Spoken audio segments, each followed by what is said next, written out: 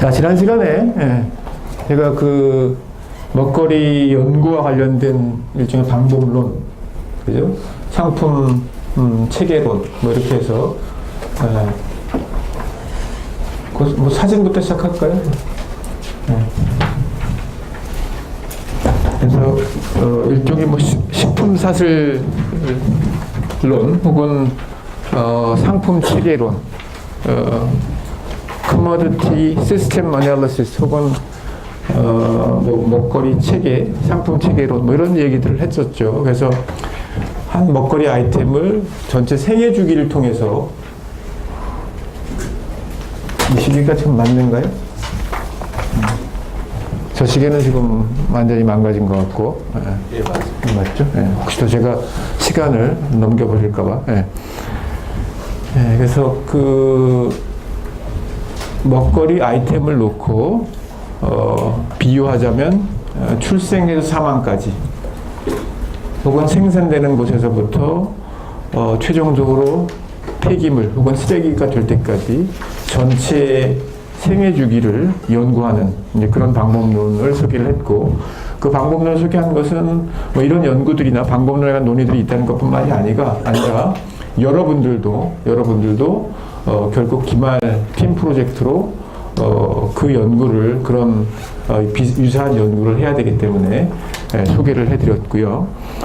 그것을 활용해서 이제 제가 호주에서 1년 동안 호주의 쇠고기 산업에 대해서 연구를 했고, 그 결과들을 이제 정리해서 논문들을 만들고 있는 과정인데, 말씀드린 것처럼 저는 사실 그 호주의 쇠고기 산업에 대해서 잘 몰랐어요. 그냥 뭐 미국 쇠고기 문제점, 공장형 축산의 문제 뭐 이런 것들에 대해 생각을 하고, 그런데 거기에 대한 일종의 뭐 대안 비슷하게 한국에서 호주산 쇠고기에 대한 관심이 높아지고, 그 다음에 이제 광우병 이런 이야기가 나올 때마다 맥도날드를 비롯해서 패스트푸드 레스토랑들 아니면 패밀리 레스토랑들 전부 다 우리는 호주산 쇠고기 청정호를 사용합니다. 뭐 이렇게 이제 얘기를 하길래, 그렇다면 제가 이제 딱 착안을 한 게, 그렇다면 도대체 호주산 쇠고기는 정말로 청정 운가 혹은 그 생산과 유통 이런 것들은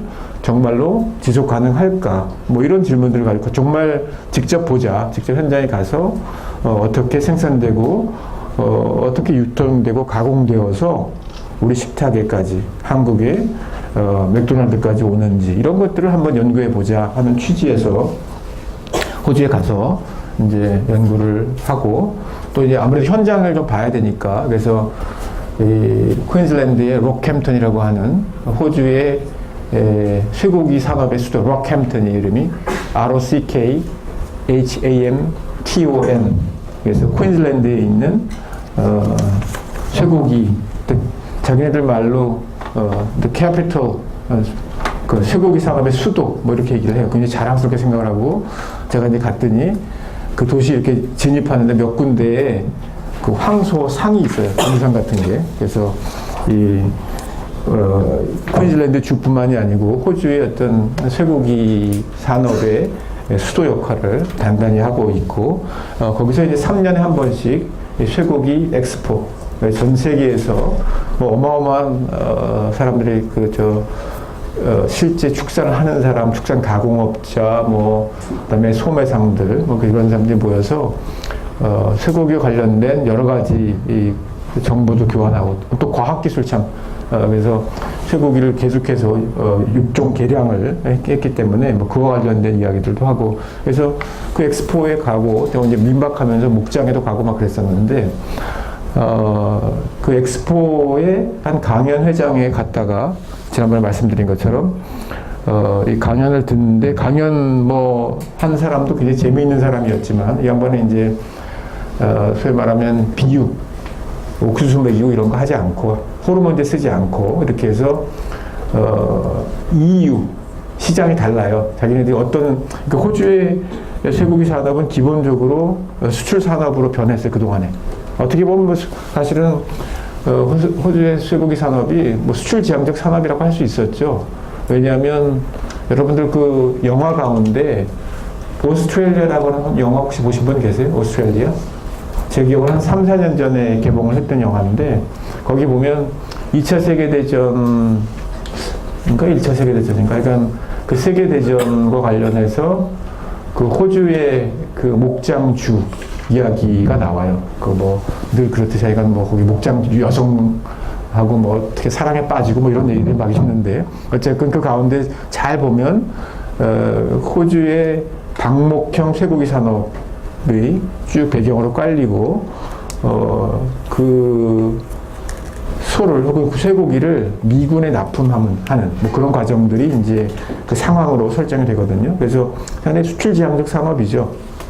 그런데 이제 그런 수출지향적 산업이라고 하는 걸 알고는 갔지만 막상 가서 딱 보고서 이 강연 회장의 배경이 MLA 지금 내 머리 뒤에 가려진 글자가 M인데 Meat and Livestock of Australia 그래서 호주의 축산공사 이렇게 번역을 하는데 축산공사에서 주최한 강연 시리즈가 쭉 진행이 되는데 그 배경이 한국의 요리교실 그래서 중고등학생들, 대학생들을 대상으로 한 쇠고기를 활용한 호주산 쇠고기를 활용한 요리교실 이런 것들을 배경으로 하고 있어요. 그래서 제가 실제로 인터넷 안에 검색을 해보니까 해마다 이런 행사를 통해서 소위 말하면 미래의 소비자들, 이제 어린아이들, 뭐 중고생들, 대학생들이 호주산 쇠고기에 대해서 선호도가 높아지도록 하는 여러 가지 프로그램들을 진행하고 있는 거예요. 이게 사실 굉장히 중요한 마케팅 전략이죠. 그죠? 그래서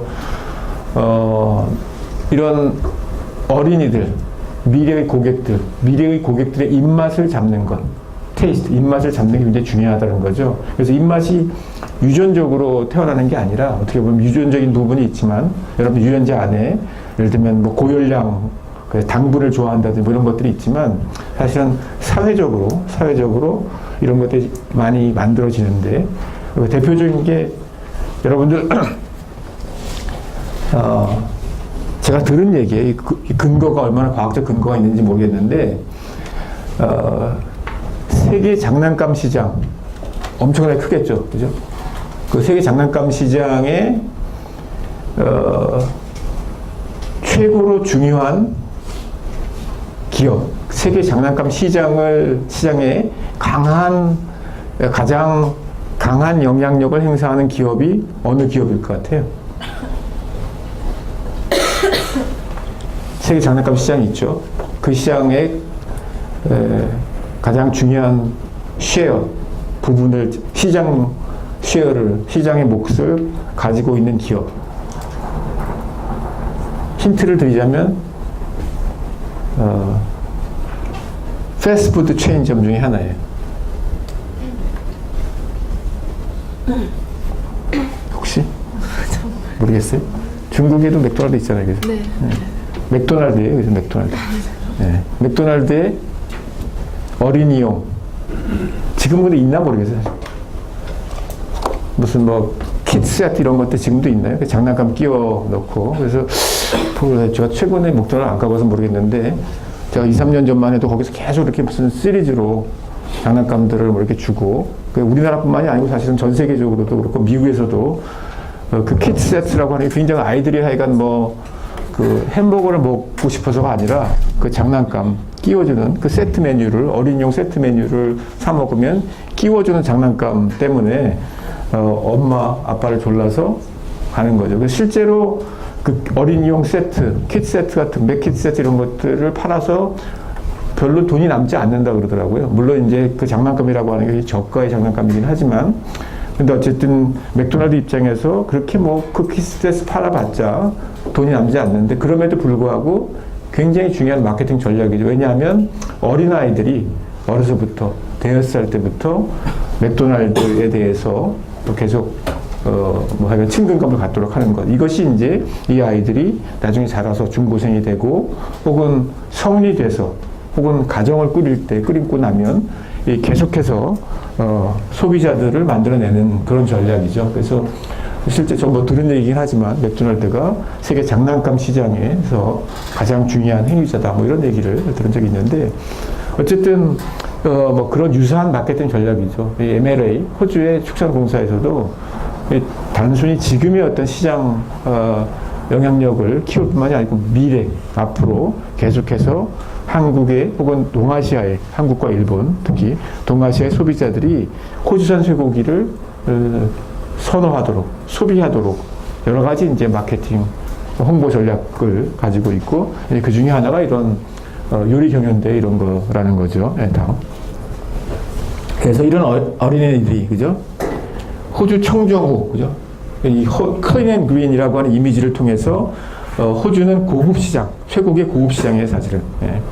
한우, 우리나라의 경우는 아주 독특한 구조, 일본도 독특한 구조이기 때문에 와규나 한우 시장이 엄청난 프리미엄 시장이죠. 근데 그 시장은 아니지만 미국과는 완전히 차별적인 전략을 활용해서 이 세계 쇠고기 시장으로 본다면 청정, 클린 앤 그린, 청정우라고 하는 안전하고 깨끗하고 뭐 좋은 소고기라고 하는 이미지를 가지고 비교적 고급 혹은 고가의 시장을 목표로 타겟으로 하고 있고 보면 아이들 kids love beef 뭐 이렇게 해서 어린 아이들을 약간 굉장히 특히 한국에 있어서는 여러 가지 뭐 아이에 대한 관심이나 교육적 이런 것들을 많이 활용을 해요. 그래서 뭐 쇠고기를 먹으면 뭐 머리가 좋아진다, 공부를 잘한다, 뭐 이런 이미지. 그거 한번 유튜브 한번 눌러볼까요?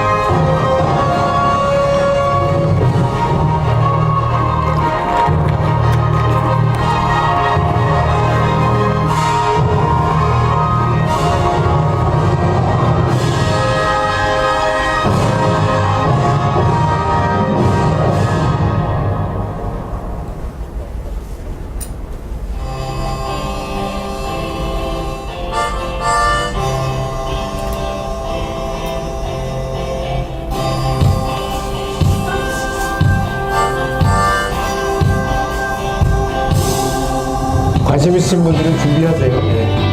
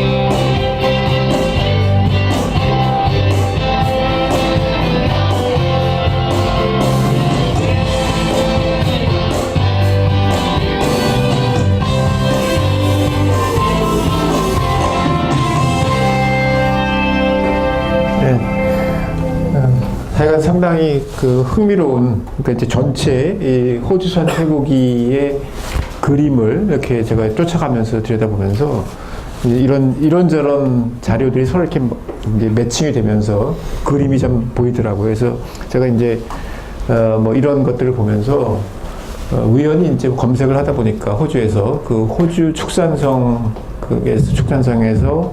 용역을 줘가지고 그 이제 평가 보고서 같은 것들을 만드는 것을 제가 이제 입수를 했어요. 그래서 이제 어떤 거냐면 이게 지금 호주 축산성 MLA라고 하는 저 기구가 아까 좀 전에 그런 행사를 주최한 기구가 워낙은 정부기관이었어요. 정부기관이었는데 지금은 이제 완전 민영화 어젠가요? 그 영국에서 굉장히 유명하신 분 한 분이 돌아가셨죠? 그죠? 누구죠? 대처 전 수상. 뭐로 유명하시죠? 신자유주의다. 네, 그죠? 신자유주의 이념을 뭐 정책적으로 실현하고 민영화에 굉장히 이제 핵심적인 인물이었죠. 근데 호주도 굉장히 이제 지난 한 20년 동안 민영화 과정이 막 진행이 돼. 복지도 줄이고 여러 가지로 이제 뭐 한국하고 비교할 정도는 아니지만 어쨌든 민영화라고 하는 게 굉장히 중요한 키워드고 그 과정에서 MLA 정부 기관도 민영화를 했어요. 그래서 이제 정부에서 일정한 지분을 투자를 하지만 민간에서 이제 이 기금들을 전부 다 내는데 그래서 이 어마어마한 사실은 MLA라고 하는 기관이 뭐 미국에도 있고 한국에도 MLA 코리아 오피스가 있어요. 한국 아까 그 사진에 그 동영상에 보면 나중에 1등 상금 얼마였죠? 100만 원. 생각보다는 그렇게 많지는 않네요. 그죠? 손 좀 크게, 큰 돈을 좀 주기 위해서. 그 다음에 그 1등 상금을 전해준 한국 사람 하나 있었죠?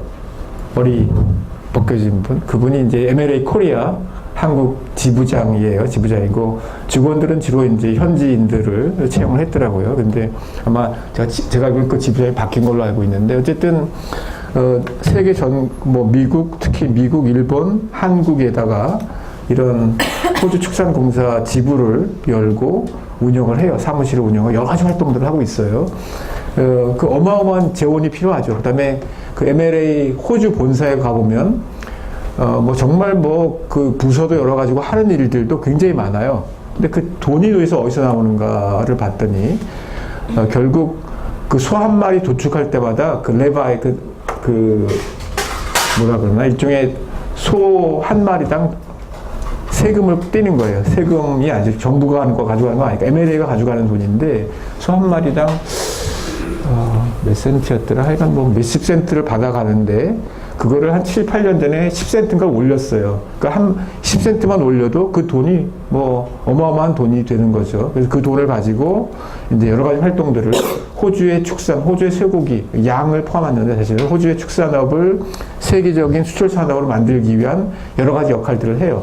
여러 역할들을 하는데, 근데 이제 그 평가 보고 제가 아까 봤다는 평가 보고서는 뭐냐면, 그러면 10센트인가를 올렸는데, 결국은 이제 축산 농가들 입장에서는 자기네들이 이제 소를 잡을 때마다 돈을 내는 거, 이게 손해잖아요. 그럼 투자 효과가 얼마나 있는가, 이거를 이제 평가해달라 해서 이제 연구 용역을 줬어요.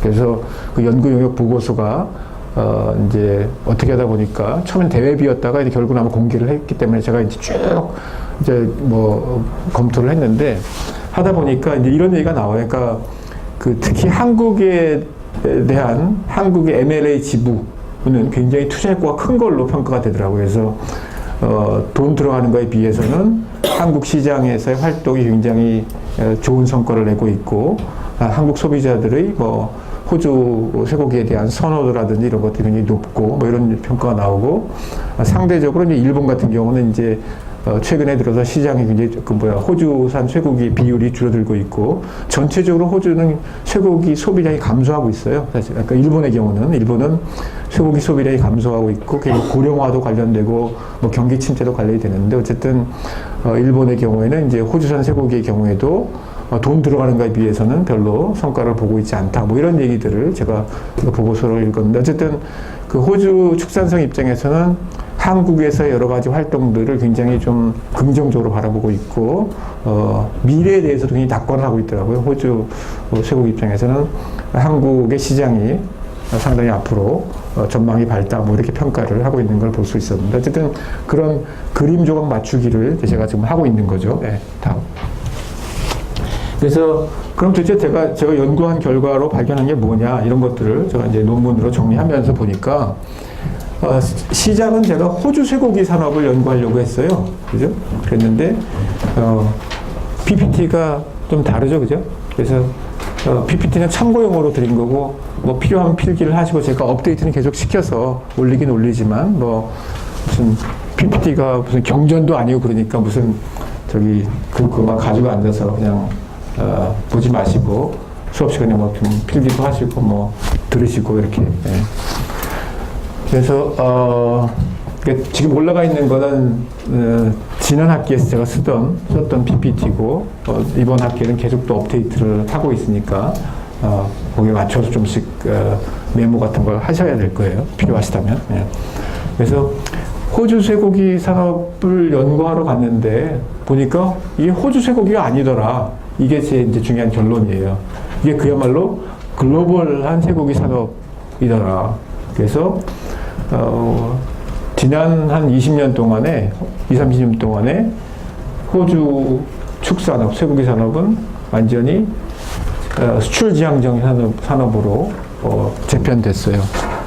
특히 이제 일본과 한국 소비자들, 처음에는 일본이었다가 지난 한 10년 동안은 한국의 소비자들 혹은 한국 시장을 겨냥하는 그런 산업으로 바뀌었어요. 그래서 어떻게 보면 소비가 생산 과정을 재편시킨 뭐 그런 중요한 사례죠.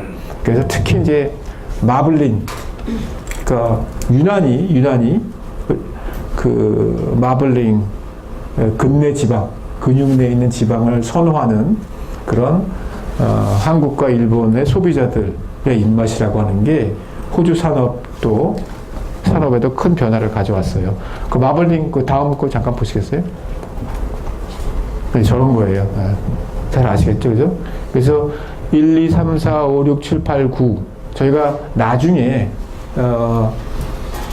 공장형 축산, 그 다음에 뭐 쇠고기 육식 관련된 이럴 걸 때 조금 본격적인 동영상을 보려고 그래요. 그 마블링의 육식의 반란이라고 하는 동영상을 제가 볼까 그러는데 그 시간이 어떻게 될지 모르겠지만 시간에 따라서 뭐 조정을 좀 하려고 그러는데 어쨌든 육식이나 축산과 관련된 동영상들이 굉장히 좋은 동영상들이 많은데 시간이 얼마나 여유가 있을지 모르겠는데 어쨌든 이 마블링이라고 하는 게 굉장히 흥미로워요. 이게 처음에 도입은 미국에 의해서 미국의 옥수수 산업 때문에 만들어진 건데 지금은 한국과 일본 소비자들이 마블링에 대해서 거의 뭐 그냥 열병 비슷하게 앓고 있거든요. 그래서 보시면 1, 2, 3, 4, 5, 6, 7, 8, 9에서 9가 좀 이제 오른쪽에 이제 확대한 사진인데요.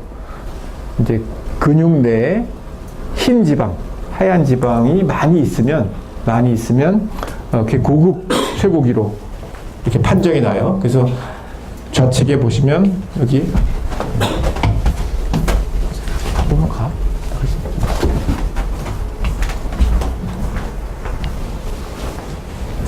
그죠? 1 플러스 제일 고급 등급이라고 하는 게 넘버 8, 넘버 9, 그죠? 8번, 9번이죠, 이거예요. 그래서 물론 이제 그 쇠고기의 등급을 판정하는 기준이 이것만 있는 건 아니고 몇 가지를 같이 보던데 그럼에도 불구하고 가장 중요한 지표 중에 하나가 근내 지방도 마블링이에요. 그래서 보시면 8번, 9번이 최고 흰 게 많은 지금 이런 식으로 빨간 근육대에 하얀 지방이 쫙 깔려 있는 이런 마블링이 잘 된 고기를 제일 고급 고기로. 그래서 작년 같은 경우에 무슨 쇠고기 경연대 이런 것도 우리나라에서 하는데 마블링이 제일 잘 된 고기가 일반 소에 비해서 한 3배 정도, 7천만 원 정도에 팔리는 소가 있어요, 한 마리에. 그러니까 농가들 입장에서는 어쨌든 근육의 지방을 많이 형성시키기 위해서 노력을 하죠. 그런데 마블링은 어떻게 해서 만들어질까요? 여러분이 아마 마블링 검색해보면 사람에 관해서 마블링이란 말을 써요. 사람의 근육에도. 여러분들도 보면 이제 체지방이 여러 개, 뭐 이제 일반적으로 비만하면 지방도가 높겠죠. 근데 계속 뭐 하여간 운동 안 하고 먹고 그러면 근육 내에도 지방이 쫙 깔려서 전체적으로 뭐 지방이 막 생기게 되고, 지방간이라고 그러죠. 지방간, 그죠? 지방간, 그 다음에 뭐 몸에도 근육에도 지방이 쫙 끼겠죠. 그죠? 어떻게 하면 지방이 높아질까? 여러분들이 한번 만약에 나는 정말 너무 말라서 너무 날씬해서 기분이 나쁘다. 하여간 좀 살찌고 싶다. 혹은 지방도를 높이고 싶다. 그러면 어떻게 하면 되겠어요? 너무 말랐는데 지금 어떻게 해? 운동 안 하고 예. 기름진 음식? 예. 운동 안 하고 꼭 기름진 음식은 아니고 많이 먹으면 그죠?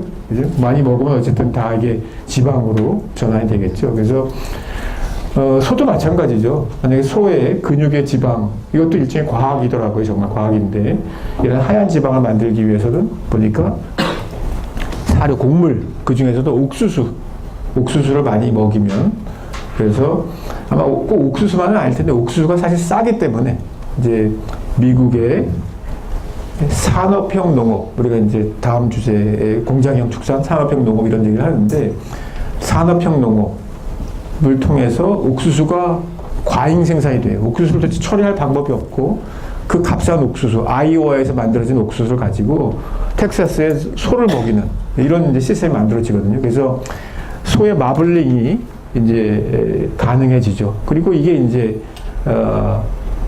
한국인들 혹은 일본인들의 입맛을 사로잡게 되고, 이것이 일종의 음모설로 설명하기도 하는데요. 어쨌든 뭐 그 결과가 지금 저런 소죠. 이거는 이제 그야말로 공장형 축산. 뭐냐면 운동 안 하고, 그죠? 운동 안 하고 먹인 소죠. 움직이지 않도록 하고 곡물을, 그러니까 풀 먹인 소는 이렇게 안, 워낙 소는 사실은 여러분 알다시피 풀을 먹는 게 소거든요. 그 농담 비슷하게 뭐 좀 흰소리, 실없는 소리 하면 소가 풀 뜯는 소리 한다, 뭐 이런 얘기 들어보셨어요? 소가 풀 뜯는 소리 한다 그러는데, 이 소는 풀을 뜯어보지 못한 소죠. 결국은 갇혀서 옥수수라든지 곡물, 이 배합 사료를 먹고 자란 소예요. 그래서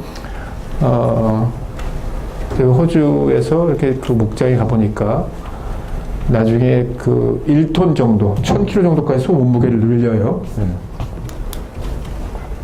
다시 돌아가서 보시면, 그래서 결국은 이 마블링이라고 하는 게 호주 쇠고기, 결국은 호주가 아닌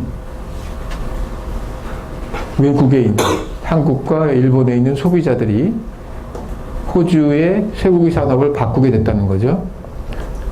왜 그런 얘기를 하냐 하면, 워낙은 호주 그러면 방목으로 유명하잖아요. 그죠? 그냥 푸른 초원에 소가 행복하게 풀 뜯어 먹는 게 이제 호주의 쇠고기 산업이었는데, 여기 피드랏이라고 하는 게 만들어진 거예요. 우리말로는 비육장. 그래서 미국처럼 공장형 축산은 아니에요.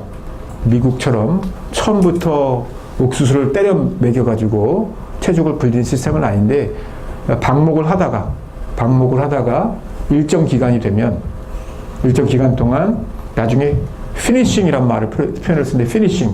그리고 번역을 어떻게 해야 될지 모르겠어요. 어쨌든 마지막에 시장에 내놓기 전에 일정 기간 동안 옥수수를 먹이죠. 피니싱 하는데, 그래서 여러분들이 그 조금만 관심을 가지고 TGIF나 무슨 뭐 빕스나 이런 데 가서 보시면 스테이크류가 나올 때 호주산 쇠고기, 뭐 그다음에 그 다음에 며칠 동안 비육을 했는지 이런 것들을 혹시 쇠고기 좋아해요? 네? 쇠고기? 아니요, 안 좋아요. 안 좋아해요? 네, 건강 때문에? 아니요. 그냥? 아니, 돼지고기를 좋아해서. 아 그래요? 아 예. 근데 혹시 채식주의인가 그랬더니 아니고 돼지고기를 좋아하는구나? 네 그래요. 네. 돼지고기는 어떻게 생산될까? 또 궁금하네. 네. 비슷하지 않을까요? 예. 돼지고기랑. 네, 훌륭한 답변이었습니다. 그래도 상당히 뛰어난 순발력을 가진 학생이네요, 그죠? 네. 아마 제가 생각해도 돼지도 굉장히 공장형 축산으로 집중적으로 아마 생산이 될 것 같아요. 근데 이 피드랏을 통해서 생산되다 보니까 이 방목한 소들을 막판에 120일에서부터 600일까지 600일이면 거의 2년 동안이잖아요. 2년 동안을 체중을 어마어마하게 불려서 체내 지방도 특히 근육 내 지방을 높이죠. 이걸로 안 되네. 혹시 뭐 아침 아직 11시 반도 안 됐는데 고기 얘기하면 뭐 사실 먹고 이렇게 한잠 자면 기분 좋죠, 사실. 그죠? 배불리 먹고서 포만감 생기게. 그래서 이 피드랏이라고 하는 결국은 특히 일본의 소비자들이 와규, 호주 와규 아시죠? 와규가 한자로는 어떻게 쓰는지 알아요? 와규 들어보셨죠? 일본에서 굉장히 고급 소고기를 와규라고 하는데 한자로 어떻게 쓰는지 혹시? 잘 모르겠습니다. 혹시 아시는 분 계세요? 일본을 보통 얘기할 때 벼화변에다가 입구자 쓴 요새는 한자 능력 시험 이런 걸 보기 때문에 일본어 한자를 잘 하실 텐데 화자를 보통 일본을 나타낼 때 화자를 많이 쓰거든요. 그래서 화식 그러면 일본 음식이고 일본 발음은 와로 읽죠. 와. 화우 소우자 써서 화우를 일본 사람들은 와규라고 읽죠. 그래서 우리가 한우 우리나라 한자 써서 한우 하듯이 일본은 화우 일본의 고기 그래서 와규라고 이것을 굉장히 전문화 특화시켜서 세계적인 소고기 세계적인 고급 쇠고기를 만들었다 그러죠. 그래서 무슨 뭐 한약도 먹이고 뭐 모차르트를 들려주고 뭐 이렇게 해가지고 정말 특별한 소고기를 만들었다고 얘기를 하죠. 근데 어쨌든 호주에서 와규를 많이 생산을 해요. 그래서 이제 제가 동영상을 보여드릴 건데 잠깐만. 어쨌든 일본과 한국의 소비자들에 의해서 이런 비육장이 팽창하게 되고 전체 쇠고기 산업에서 부가가치가 결국 가공과 이 피드랏, 비육장에서 만들어진다고 얘기를 해요. 생산 농가들은 별로 남는 게 없고 이것을 이제 비육장에서 살을 찌워서 소위 말해 가격을 높여서 부가가치를 높여서 일본과 한국의 고급 시장에 보내지는 이런 시스템이 만들어진 거죠. 그리고 그 과정에서 보니까 이 초국적 기업들 여러분이 한번 인터넷 검색해 보세요. JBS 어느 나라 회사인지 혹시 아세요? JBS 인터넷 검색 뭐 스마트폰 검색 JBS 브라질의 축산 회사예요. 세계 최대의 축산 회사고 지난번에 영국에서 말고기 버거 사건이 났는데 쭉 과정을 쫓아가 보다 보니까 결국은 JBS라고 하는 기업이 있어요. 근데 뭐 그 JBS에서 직접 생산한 게 아니고 무슨 뭐 포르투갈 뭐 어디 뭐 하여간 유럽의 여러 국가들에서 햄버거 패티를 만들고 뭐 그런 과정에서 이제 어느 과정에서 말고기가 사용되고 뭐 이런 얘기가 있었죠. 스캔들이 있었는데 어쨌든 JBS라고 하는 브라질의 국을 기반으로 한 세계적인 축산 기업이 결국 호주의 이 방목장, 그러니까 비육장하고 가공 부분을 지배하고 있어요. 호주 최고의 축산 기업이 알고 보니까 브라질 기업이라는 거죠. 그 다음에 카길 아시죠? 카길이라고 하는 미국의 곡물 유통 회사인데 지금은 이제 뭐 모든 분야의 농식품 분야의 세계적인 재벌이고 니폰햄 이건 어느 나라 회사일까요? 니폰햄 그쵸 일본이죠. 니폰이 일본이죠. 네. 오늘 유난히 혹시 니폰햄이라고 들어봤어요? 안 들어봤어요? 니폰햄이 어느 나라 회사일 것 같아요? 네, 맞습니다. 네. 다 듣고 있었죠? 그래서 일본햄, 니폰햄이라고 하는 회사. 이런 회사들이 호주의 축산업을 지배하고 있더라. 뭐 이런 것들이 이제 제가 연구한 결과이고, 그 다음에 이게 굉장히 중요한 질문. 이러한 정말 호주의 축산업 혹은 이런 쇠고기 산업이라고 하는 게 지속 가능할까?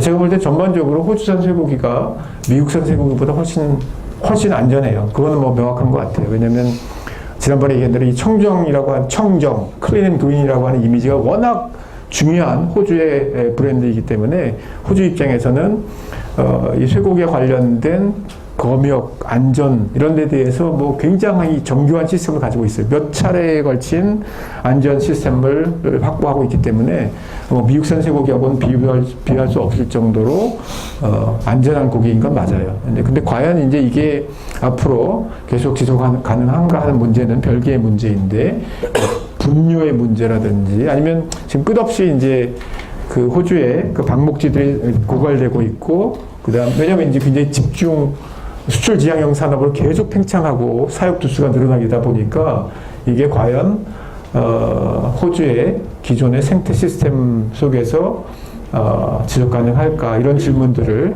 호주의 전문가들도 던지게 되죠. 그냥 잠깐 아주 짤막한 제가 찍어온 동영상인데요.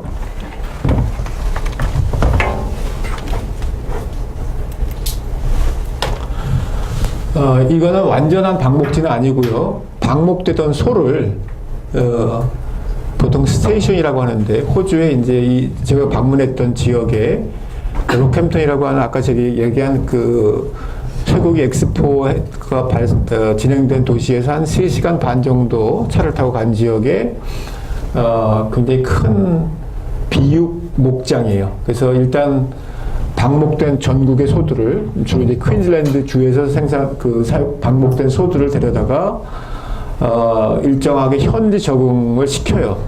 방목을 시켜서 이거를 이제 서서히 비육장으로 옮겨서 다시 살을 찌우는 그런 과정인데 일단 먼저 그 현지 적응을 시키는 방목장. Yeah, so these wags we drive through here. 이게 와규예요, 와규. Come down from Adam, these yellow jag cattle come down last year. Yeah, these are all predominantly. 그래서 앵거스라고 하는 영국계 소에다가 와규를 교배를 시킨 거죠. 일본 와규를. 그래서 보시면 이거는 일종의 방목지예요. 아주 그냥 끝없이 넓은 목장에다가 와규이시, 앵기시 이렇게 얘기하죠. 네. 까만 소입니다.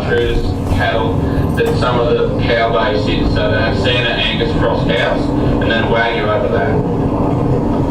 이 설명하는 사람이 이제 여기 목장에 일하는 근무자예요. 예. 그래서 소들이 굉장히 그 넓은 땅에서 그냥 굉장히 자유롭게 풀을 뜯어 먹고 있죠, 그죠? 잡풀을 뜯어 먹고 있습니다.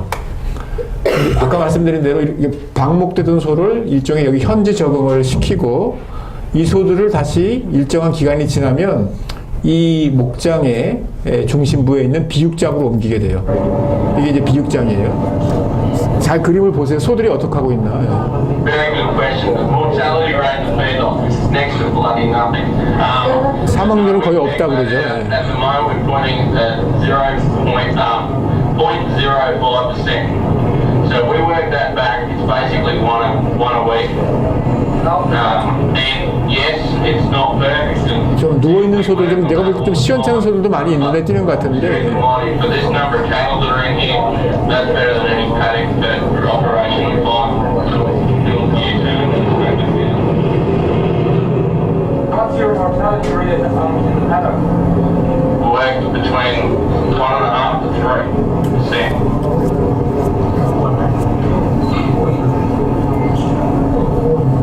Yeah, so Chris is helping me out with the capacity problem. 예. 그래서 그 사실은 이 목장에 방문을 하고 좀 내려서 이렇게 그 근접 촬영 같은 걸 하고 싶었는데 뭐 그런 거 허락을 받지 못해가지고 그냥 그 버스 안에서 미니버스 안에서 그냥 이렇게 지나가면서 사진을 찍었어요, 동영상을. 그래서 그 비육장의 경우는 나중에 우리가 실제 이제 미국의 본격적인 비육장하고 비교해 보면 사실은 상당히 환경이 좋은 거예요. 이 해설자도 이 굉장히 지금 동물 복지 측면에서 소들이 행복하다. 그러니까 세계 어느 지역의 비육장과 비교해도 굉장히 환경이 좋다. 그래서 이제 구체적으로 동물 복지를 위해서 동물들을 위해서 위에다 이렇게 검정색 해 가리개 이런 걸 천막을 좀 이렇게 쳤어요. 봤는지 모르지만 뭐 일부 이렇게 해서 해도 가리게 해주고 뭐 하여간 소들이 이거 그래도 굉장히 다른 비육장에 비하면 굉장히 행복하고 좋은 환경에 살고 있다 이렇게 얘기를 하는데 어쨌든 저런 아까 이제 처음에 보여드린 일종의 방목형 그 목장에서 비육장으로 놓고 일단 최대 한도로 움직이지 못하도록 하고 사료를 계속 하여간 먹이는 거죠. 그래서 체중을 이제 불려오면 이제 어마어마한 규모의 아까 이제 와규예요. 그래서 이제 영국계인 앵거스라고 하는 소에다가 와규를 교배를 시켜가지고 일종의 교잡종이 된 거죠. 그래서 여기서 생산된 와규, 오스트레일리안 와규라고 하는 호주 와규를 이제 일본 시장에 판매를 수출하고 또 한국에도 여러분들이 마트나 이런 데 가보시면 자세히 좀 들여다보면 그 호주 와규가 있어요. 일반 호주 쇠고기나 미국 쇠고기에 비해서 가격이 굉장히 높아요. 그리고 그 마블링이 굉장히 잘 돼 있고 또 와규 버거 세트 이런 것도 있습니다. 예. 어쨌든 지금 이게 이제 한국과 일본의 시장에 의해서 변화된 비육장이라는 것. 워낙은 사실 비육이라고 하는 개념이 피드랏이라고 하는 개념이 없었는데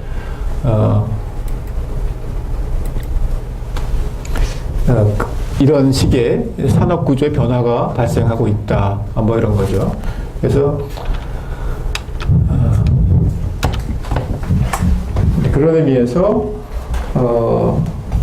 소비와 생산 전체의 시스템을 봐야 되고 호주산 쇠고기의 경우에는 소비 부분에 의해서 전체 산업 구조가 재편된 뭐 이런 것이라고 얘기를 할 수 있겠죠. 네. 그 정도로 식품 체계론에 관한 이야기를 마치고 다음 주제로 넘어가도록 하겠습니다. 우리는 지금 무엇을 먹는가라고 하는 주제예요. 순서가 좀 많이 바뀌었을 거예요. 지난번하고. 혹시 여기 제가 지금 이렇게 인터넷으로 연결하려고 하는 글들이 뭔지 눈치챈 사람 계세요? 그 전에 제가 한번 고대신문에 좀 찾아보라고 했는데 찾아보신 분 계세요? 고대신문에 제가 지난학기에 이 강의와 관련된 연재를 계속 했었는데 한번 읽어보시면 아마 이 강의의 취지라고 할까 이런 것들이 좀 명확해지리라고 생각이 들어요.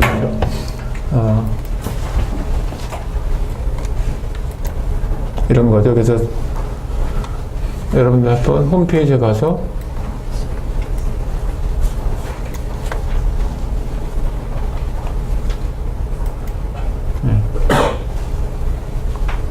이 강의 내용을 옛날 사진입니다. 쌀 소비 감소라든지 뭐 이런 것들을 좀 얘기했으니까 한번 가서 찾아보시길 바라고요. 네 차례에 관해서 연재를 했어요. 우리는 무엇을 먹는가부터 시작해서 밀가루 이야기, 그 다음에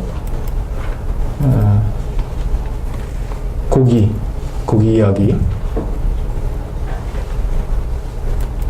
그 다음에 마지막으로 이 로컬 푸드나 대안에 관한 이야기 뭐 이런 것들을 얘기를 했거든요. 그래서 수업과 직접 관련된 이 수업에 어떻게 보면 일종의 핵심 메시지들을 정리한 것이에요. 그래서 한번 참고를 해 보시기 바랍니다. 예. 자, 우리나라의 식량 자금률은 얼마나 될까요? PPT에 찾아보면 뒷부분에 있겠죠? 26%라고 얘기를 하죠. 그죠? 26%. 여러분들이 교재에 2장과 3장을 읽으시면 됩니다. 그래서 이 파트의 굉장히 중요한 질문은 우리의 먹거리가 도대체 어디서 왔을까 하는 거죠. 지난번에 어떤 유통에 관한 얘기를 잠깐 하면서 생산지와 소비지, 그죠? 이 얘기를 했죠. 생산지와 소비지 간의 물리적 거리가 혹은 사회적 거리가 뭐 이런 얘기를 했었는데, 이런 관점에서 우리가 먹는 게 어디서 왔을까라고 하는 겁니다. 그래서 할인마트에 가서 보시면 보세요. 여러분들 별로 마트 갈 일이 없겠죠, 그죠? 근데 한번 주말에는 뭐 사람이 많으니까 언제 틈날 때 주중에 한번 가셔가지고 원산지 표시 같은 거 한번 쭉 보세요. 우리 책에도 나와 있지만 뭐 홍어, 조기, 낙지, 새우, 연어, 고사리, 양파, 호박, 청 이런 음식들이 정말 온갖, 이거는 이제 뭐 화나박 선생이 장에 가서 한번 본 거지만 여러분들도 마트에 가서 한번 맨날 어머니 보고 사오라고 그러지 말고 여러분들이 가서 한번 쭉 여러분들이 좋아하는 음식들이 어디서 왔을까를 한번 보시면 정말 우리의 식탁, 우리의 먹을 것이 그야말로 세계화되었구나. 외국에서 너무나 많은 음식들이 왔구나 하는 걸 알게 될 거예요. 자, 그거를 이제 우리의 식품 소비 구조와 좀 연결시켜서 생각을 해보죠. 우리는 무엇을 먹는가? 그죠? 뭐, 정말 수백 가지 음식을 먹겠죠, 우리가. 그냥 우리는 무엇을 먹는가 했을 때 수백 가지를 먹겠지만, 그냥 중요한 분류 체계, 농식품부에서 제공하는 중요한 분류 체계를 가지고 본다면, 이런 주요한 음식들로 정리할 수 있을 거예요. 쌀, 밀, 보리, 채소, 과일, 육류, 우유, 모류, 뭐 이런 것들로 제가 조금 선별해서 뽑아낸 것들이에요. 그죠? 그래서 우리는 뭘 먹고 살까요? 쌀, 네, 쌀, 그죠? 또 밀, 채소, 과일, 예. 육류. 이 표를 보면서 뭐가 제일 좀 흥미로워요? 우리가 처음에는 많이 먹었는데 현재 들어서는 거의 안 먹는다. 네. 어떻게 알았어요? 파란색 있어요. 그렇죠? 네. 왜 그랬을까요? 그러면 기왕.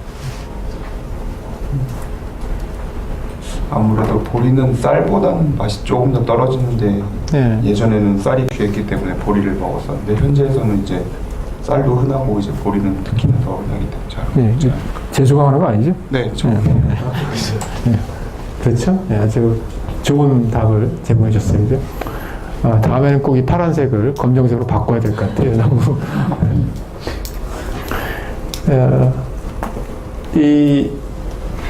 우리가 무엇을 먹는가 하는 이런 간단한 질문을 가지고 뭐 통계표를 보면 이 통계표를 통해서 사실은 사회 변동을 읽어낼 수가 있습니다.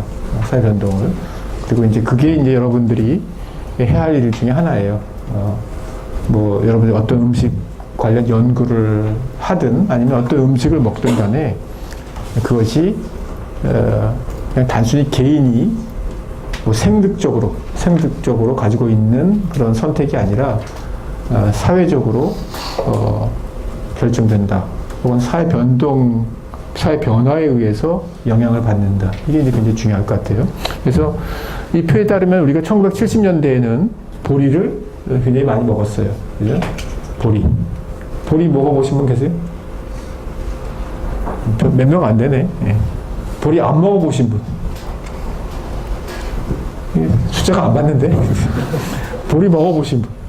그죠? 대부분 다 먹어봤겠죠. 그죠? 예. 그래서,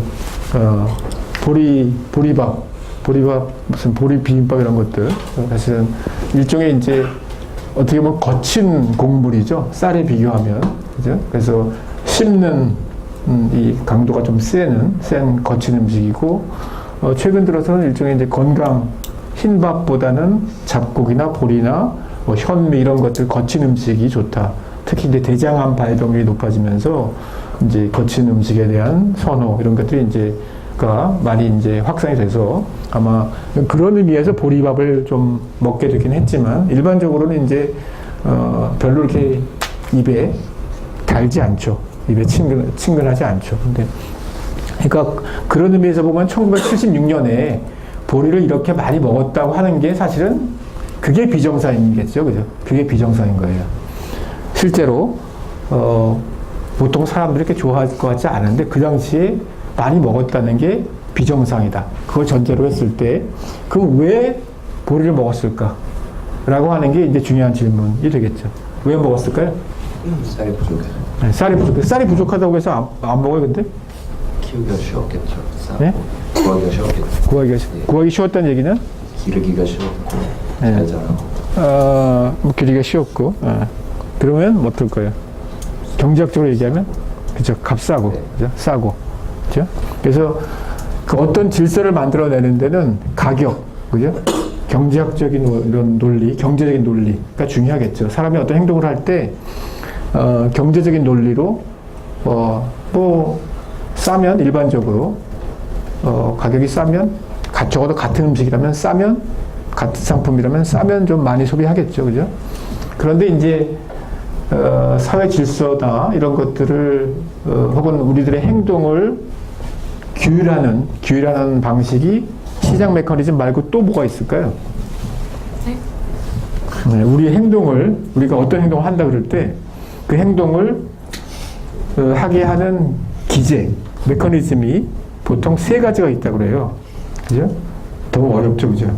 근데 세 가지 중에 하나가 가격, 시장, 경제적인 논리. 우리가 경제적인 논리를 가지고 어떤 행동을 한단 말이에요. 그래서 싸면 사고, 비싸면 잘 안 사고, 뭐 이런 수요 공급 그런 게 있겠죠. 근데 또 우리가 어떤 행동을 할 때,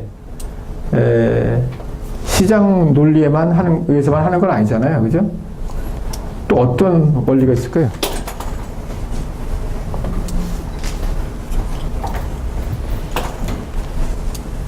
예를 들면 내가 차를 타고 가면서 담배꽁초를 밖에 버리지 않는다. 그거는 왜? 사회적인 관습? 사회적인 관심? 관습이요. 왜? 남들이 다 하니까. 남들이 다 하니까. 네, 그죠? 그것도 굉장히 중요하죠. 그러니까 사회 질서를 만드는 기제 중에 하나가 사회적 합의라든지 뭐 이런 도덕이라든지 이런 것들이겠죠. 그죠? 예. 또 뭐가 있을까요? 만약에 뭐 침을 뱉고 뭐 담배꽁초를 버리고 이러면 누가 뭐라 그러죠? 본인의 양심이나 이런 것도 중요하지만 법에서. 그죠? 법에 의해서. 법 뒤에는 누가 있어요?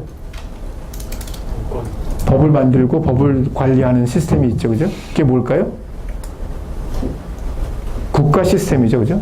입법부에서 만들어지고, 경찰, 행정력에 의해서, 운영되는 소위 국가라고 하는 시스템이 있어요. 그래서 우리가 어떤 행동을 할 때, 경제적인 논리, 시장 논리가 있지만, 뭐 그것만 있는 건 아니죠. 또 아까 얘기한 대로 어떤 사회적으로 공유된 뭐 가치관이라든지 합의라든지 뭐 이런 사회적인 어떤 것도 있고 또 하나가 직접적으로 국가가 개입을 해요.